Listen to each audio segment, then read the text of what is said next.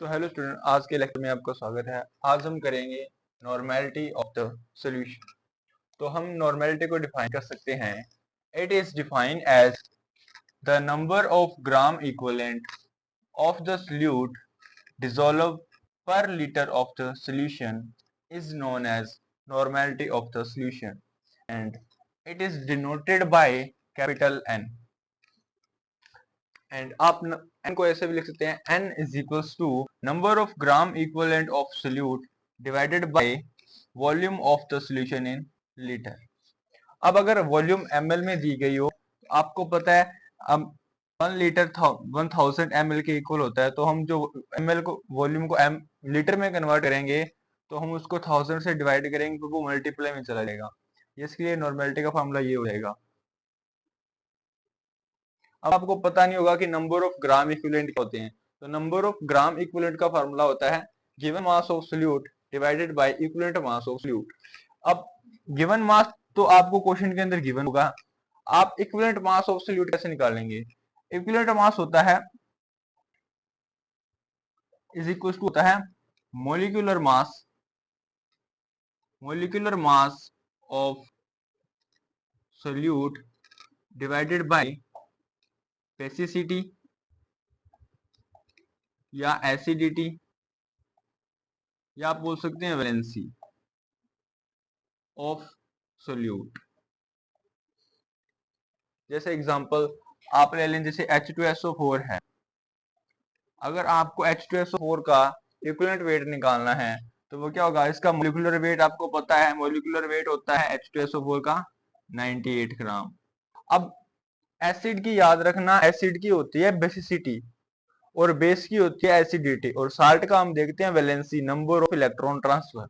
जैसे अभी इसका हम इक्विवेलेंट वेट निकालना है तो क्या आएगा, equivalent weight mass is equal to 98 divided by, अब इसका बेसिसिटी फैक्टर क्या है, ये कितने H पॉजिटिव आयन देगा, तो ये हमें 2H पॉजिटिव आयन देगा, तो इसकी बेसिसिटी कितनी है 2, तो हम इसको 2 से डिवाइड करेंगे तो आपका आंसर आएगा 49 ग्राम आपका क्या है इक्विवेलेंट वेट है। ठीक है, ऐसे आपको इक्विवेलेंट वेट। अभी हम करेंगे numerical based on the normality.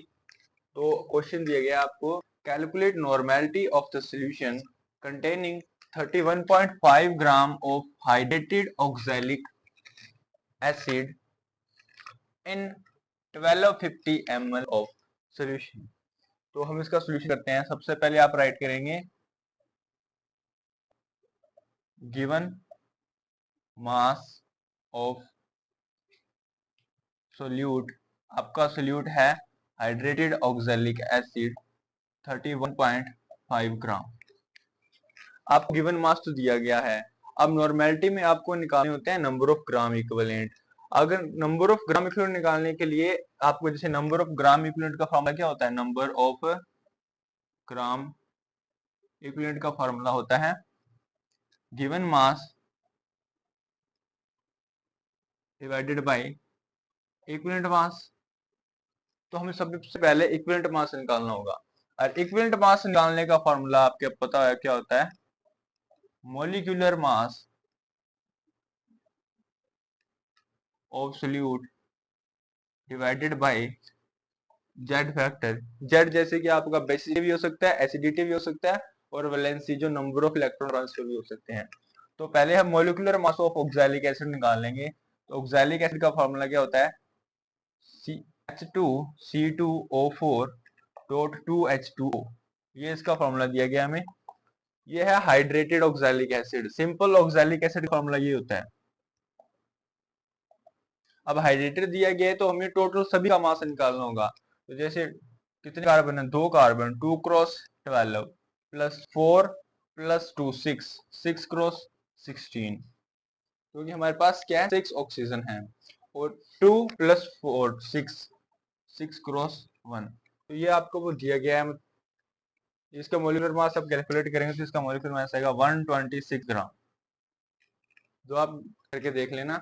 उसके बाद अब इसका मोलिकुलर मास आ गया, तो अभी इसका बेसिसिटी फैक्टर क्या है, मतलब कितने H पॉजिटिव आयन देगा, क्योंकि ये क्या है एक एसिड, एसिड की क्या होती है basicity.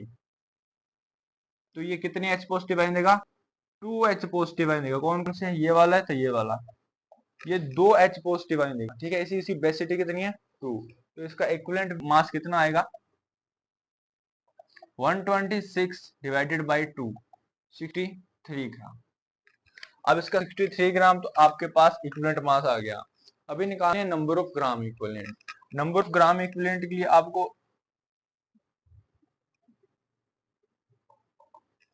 Number of gram equivalent given mass कितना है 31.5 gram divided by equivalent mass आपने निकाल लिया 63। तो देखिए ये घट रहा है, ये डबल है इसका, जाएगा 1/2 एंड 0.5 आपका आंसर आ जाएगा। ग्राम नंबर ऑफ ग्राम इक्विवेलेंट आ जाएंगे। उसके बाद निकालनी है नॉर्मेलिटी। तो नॉर्मेलिटी का क्या फॉर्मूला होता है, number of gram equivalent divided by volume. अगर वॉल्यूम ml में दी गई हो तो 1000 से मल्टीप्लाई कर देंगे।